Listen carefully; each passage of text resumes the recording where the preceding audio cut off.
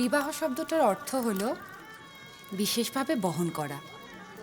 যদিও আজ নারী পুরুষ কেউই কাউকে বহন করে না, আর যদি বা করে দুজনেই দুজনকে বহন করে চলে।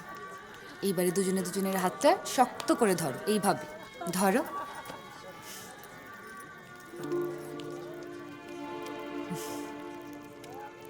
রবীন্দ্রনাথের চিত্রাঙ্গদা থেকে বলতে পারি, যদি পার্শ্বে রাখো মোরে সংকটে সম্পদে, সম্মতি দাও যদি কঠিন ব্রতে, সহায় হতে পাবে তবে তুমি চিনিতে মোরে।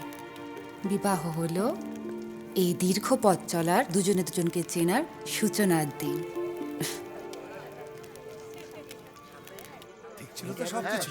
অখিলেশ বাবু, আরে ম্যাডাম, আসুন আসুন আসুন। আমি তো ভাবতেই পারিনি যে আপনি আসবেন আমার ছেলেকে নিয়ে।